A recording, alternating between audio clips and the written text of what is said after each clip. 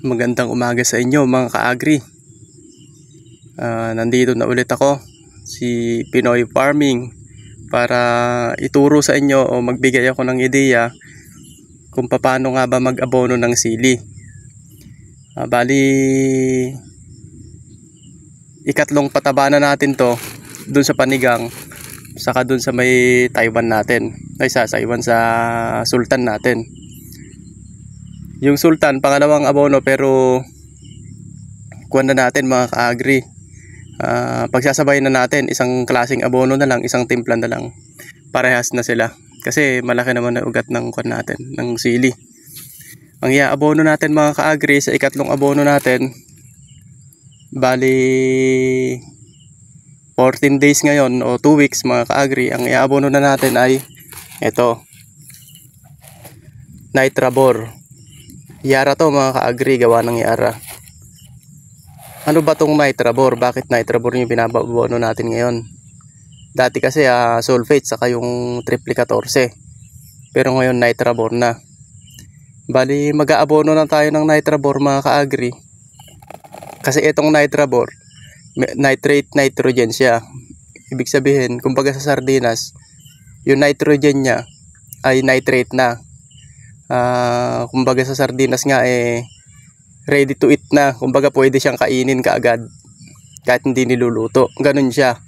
Hindi na kailangan lutuin, pwede na siyang kainin yung nitrogen. Lahat ng component nito ay pwede nang kainin. Kumbaga pag binuhos mo to sa may tanim, kakainin na kaagad kasi para siyang sardinas. Kasi nitrate na nga siya mga ka-agri. Hindi katulad sa mga, kung nakikita nyo yung ammonium na mga yung triple 14 na mga swire, mga atlas. Yun kasi mga ka-agri, ammonium, kailangan pa nun ng tubig, sunlight, may proseso pa yon bago siya kainin ng halaman. Hindi katulad nito, kumbaga yun naman yung raw na isda, sariwang isda na kailangan pang lutuin para kainin. Ganun siya mga ka-agri. Eto kasi yung mga gawa ng Yara, mga nitrate na siya. Kumbaga ready to eat na talaga. Yun yung kwan. Pag binuhos, kakainin ka agad kasi nitrate na nga. Wala na siyang proseso. Bali, ang nitrate, nitrogen mga ka-agri, yun yung pampaganda ng dahon. Pampaberde, pampalusog ng dahon. Ang calcium, siya yung magpapatibay ng cell wall ng halaman natin para hindi siya magiging sakitin. Kasi 14 days na siya, pwede na siyang tamaan ng pangungulot mga ka-agri. Kaya kailangan na natin siyang lagyan ng calcium para tumibay siya. Ang boron naman mga ka-agri para hindi deform. At sa kabilang banda, pampatibay din siya ng halaman. Yung ugat niya para hindi madaling mabulok yung ugat. Yun ang trabaho naman ng boron. Kaya Nitrabor ang nilalagay ko kapag nag-aabono na ako ng pang 14 days. Ito mga ka-agri ay hindi pwedeng haluan ng triple 14. Lalong lalo na. Pwede itong mga ka-agri siguro pero konti lang. Kasi naghihiwalay nga katulad na nga sa ginawa kong video. Yung 1620 mga ka-agri, hindi pwedeng ihalo dito yon. Yun. Kasi ammonium yun. Lalo na yung mga sulfate mga ka-agri, hindi po pwede rito. Kaya ang ginagawa ko, kasi ang abono ko mga ka-agri ay yung triple 14 na swire. Ngayon, isinosolo ko lang ito. Isinosolo ko lang na i-apply ngayon. Tapos pagkayari ng 4 na araw, doon naman ako mag-aabono ng triple 14 saka yung sulfate. Doon ko naman pagsasamahin yun. Wala siyang calcium. Pagkayari yun ng 4 na araw mga ka-agri. Sana nasusundan nyo o ibalik nyo na lang yung video para mas nauunawaan nyo pagka meron kayong hindi nauunawaan. Okay lang naman na mag-abono tayo mga ka-agri kahit ika-4 na araw. Kasi nga, ang gamit naman natin ay etong mahiwagang sprayer. Dito mga ka-agri, madali lang tayo mag-abono. Madali lang natin siyang abonohan tapos hindi sumasakit yung likod natin. Kasi pasan-pasan natin yan. Hindi sumasakit yung likod natin, kayuyuko. Tapos bubuhatin natin yung timba. Mahirap yun. Pero pag itong mahiwagang sprayer ang gamit natin mga ka-agri, simple lang. Kumbaga okay lang kahit mag-abono tayo ng ika-4 na araw. Ito nga pala mga ka-agri, pwede natin siyang haluan ng, tara maglalagay muna ako rito mga ka-agri ng lulusawin natin para naka-ready na kaagad. Ang abono na natin ay 1.5 latang ganito, sardinas, maliit na sardinas mga ka-agri. Yan, lalagyan na natin siya ng 1.5 sa ikatlong pataba mga ka-agri. May video naman ako dyan kung paano yung una, ikalawa, ikalawang pataba. Bale ito ikatlo na. Ito 1.5 siya. Ayan, nilagay ko na para malusaw habang nagkukwentuhan tayo mga ka-agri. Ito mga ka-agri, para magbigay lang sa inyo ng ideya, nasa inyo naman kung gagayahin nyo. Pero ito kasi yung ginagamit ko talaga o proseso ko, pamamaraan ko sa pag-abono. Ito, pwede nyong haluan itong calcium mga ka-agri, calcium nitrate, nitrabor ng Yara din, yung 1620, triple 16, yung unique 16, yung Yara Mila mga ka-agri. Kung may nakita kayo sa sako na ganon, Yara yon. Pwede siyang ihalo rito kasi nga pare silang Yara. Hindi ko alam kung bakit, pero yung Yara pwede mong haluan ng Yara kasi pare silang nitrate. Hindi naman kasi siya ammonium mga ka-agri, kaya pwede siyang ihalo rito sa Yara Nitrabor. Yung Tropicoat mga ka-agri, meron ding calcium na Tropicoat. Yun naman ay walang boron, nitrate nitrogen lang siya saka calcium, yun yung nandun. Ito naman kasi mayroon siyang boron kaya Nitrabor. Yara din yun, yung Tropicoat. Liba siyang parehas, Yara Liba. Yun mga ka-agri, pwede natin siyang haluan ng Yara Mila triple 16 o pwede rin natin siyang haluan ng dilusaw na Yara Winner. Yung Yara Winner naman mga ka-agri, yun yung pampabulaklak at pampabunga. Saka na natin i-describe yun, i-discuss yun mga ka-agri. Dito muna tayo sa kasalukuyan, pero darating tayo doon. Bali, itong mga ka-agri, ihahaluin na natin ganyan at wag nating kakalimutan yung, syempre, humus. Kahit anong humus mga ka-agri, pero ito kasi yung subok ko na. Lagi ko tong ginagamit mga ka-agri. Pag may binigay kasi yung DA, kaya itong binigay ng DA ang ginagamit ko. Parehas rin naman yan. Pero pag walang binigay sa inyo, may nabibili naman na ganito sa Agri Supply, malapit dyan sa inyo. Hindi ko lang alam kung magkano dyan sa inyo mga ka-agri, kasi depende siguro sa location to. Magkakaiba kasi yung presyo. Etong soil conditioner na to, maganda ito sa halaman mga ka-agri, subok ko na. Ito ini-spray din, nilulusaw lang, tapos sinasama rin sa, halimbawa nag-spray kayo ng foliar, ihalo na to. Pag nag-spray kayo ng insecticide, pwede rin ihalo ito. Sa lahat pwedeng ihalo ito mga ka-agri. Kahit sa may fungicide, pwede rin itong ihalo. Ito katulad niyan, ididilig natin sa abono, pwede rin natin siyang ihalo. Ayan. Yan ang gamit ng humus. Soil conditioner siya, saka pampaugat, pampaganda ng ugat. Kasi nga makukondisyon yung lupa.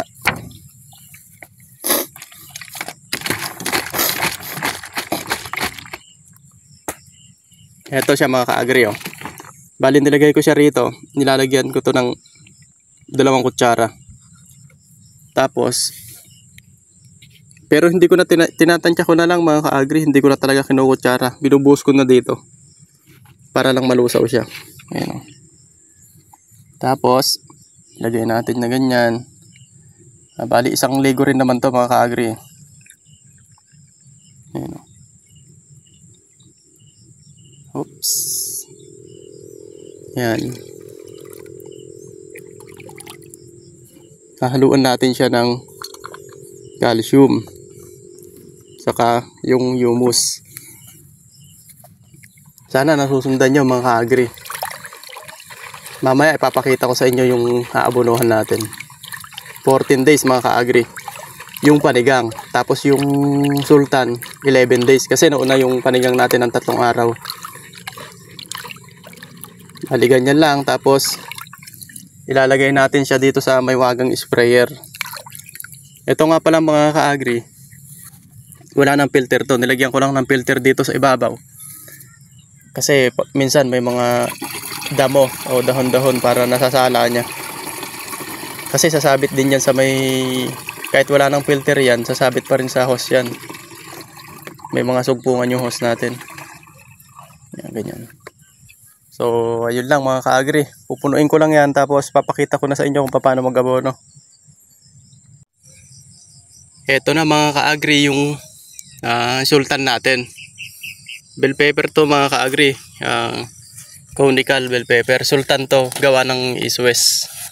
Marami na siyang damong ganito mga ka-agri oh. Ito yung problema ko rito sa area ko kasi marami siyang ganito ayun sa lugar na yun. Kailangan alisin kasi nagkakalaman siya. So, pagkayari ko mag-abono mga ka-agri, yung muna siguro iuunahin ko bago magbalag. Magdadamo muna tayo. Ito na nga pala mga ka-agri oh, 11 days. Ganyan na itsura niya.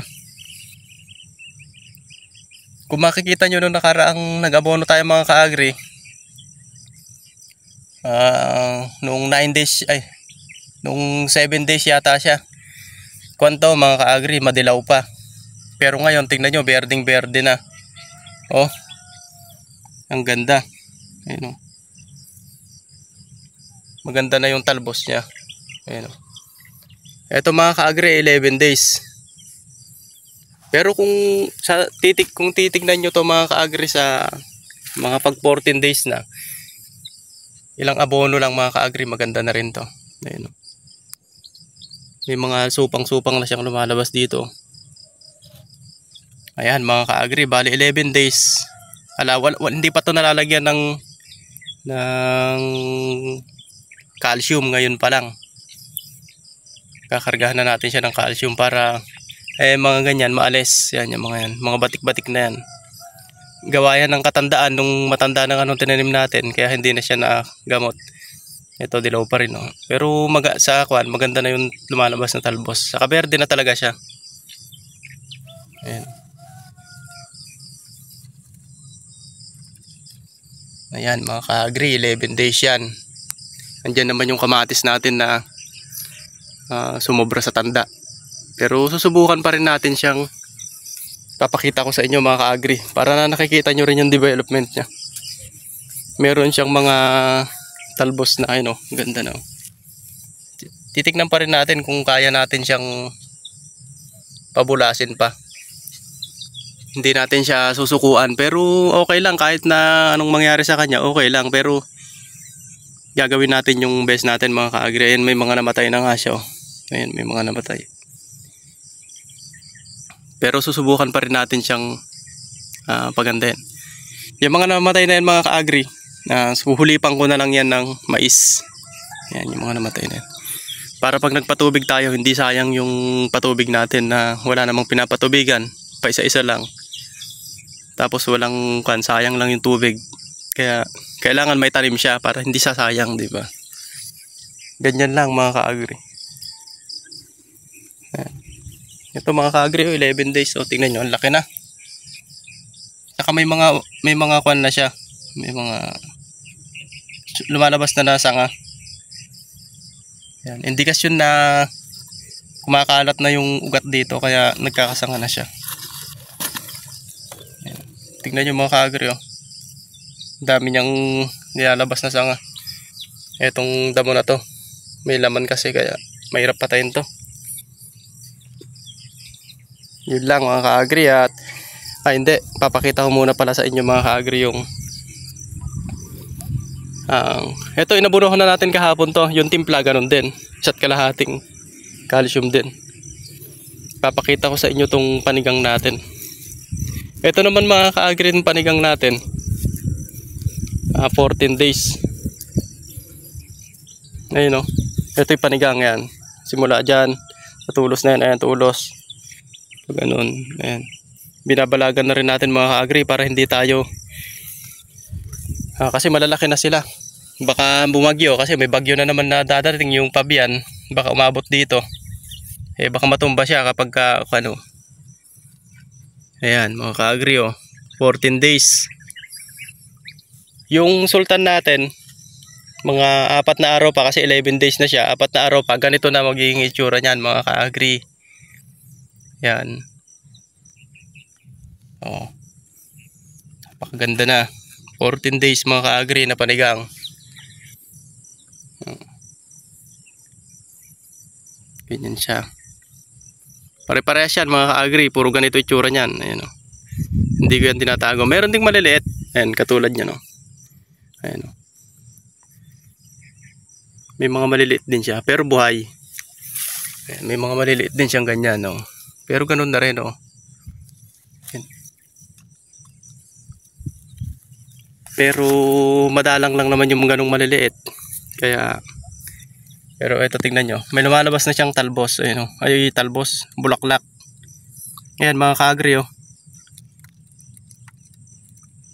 bulaklak na yan, yung susunod na yan. Siguro mga 3 weeks magpipitas na tayo rito. Malapit na tayo magpitas, mga 3 weeks na lang. Kasi may bulaklak na siya. Pag nailabas niya yan, 2 weeks na lang, pitasin na yun. Yan. Ganun mga ka-agri, pagka kuwan ng bulaklak, yung pumuti na siya, yung pumutok siyang ganun. 2 weeks, pipitasin na yun.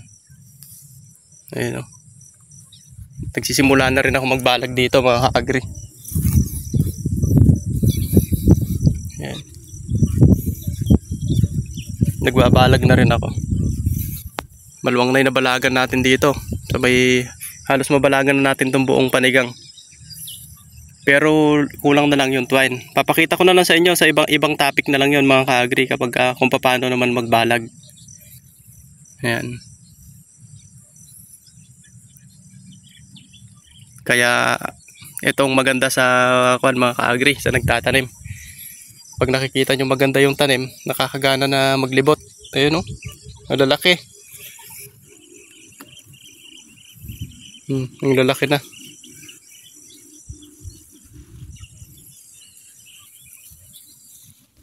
Yun, papakita ko naman sa inyo mga ka-agri kung paano tayo mag-abono. Ito yung sultan natin Ang ganda. Berdeng-berde na siya. 15 days, malalaki na rin to. Papakita ko lang sa inyo mga ka-agri kung paano tayo mag-abono Ayan. Magsisimula na tayo mga ka-agri. Bali, ganyan ito yung bombahan nyo. Ito. Ganyan siya. Isang bomba lang natin yan mga ka-agri. Lalabas na yung tubig dyan. Isang bomba lang. Nakikita nyo ba yan mga ka-agri Ang maganda rito sa sprayer na to, naiiwasan mo pa yung dahon niya. Pag binuhos mo, tuloy-tuloy na siya. Isang kamay ko lang yun mga ka-agri Hindi ko na binobomba, yung isang kamay ko tagahawak ng cellphone Kaya katunayan na hindi ko na yung binobomba. Magandahan dito, hindi tinatamaan yung dahon niya. Naiilag-ilag natin. Pag alam nyo nang mapupuno yung liligwak na siya, lipat nyo na. Tansya-tansyahin nyo na lang yung dami mga ka-agri. Yun lang siya.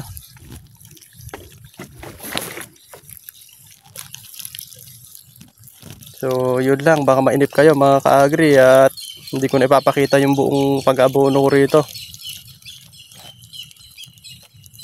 Maraming salamat nga pala sa nag-subscribe at yung mga magsusubscribe pa. Maraming salamat sa inyo mga ka-agri. Sana'y suportahan nyo lagi itong channel ko, Pinoy Farming. At sabi ko nga, sisikapin ko maipakita sa inyo yung makipagbigay ng ideya sa inyo para mas ganahan ka din kayo manood at may matutunan talaga kayo sa pag-farming, sa pagtatanim ng gulay. So, yun lang. Maraming salamat po sa inyo. At hanggang dito na lang po muna yung video na ang gagawin ko.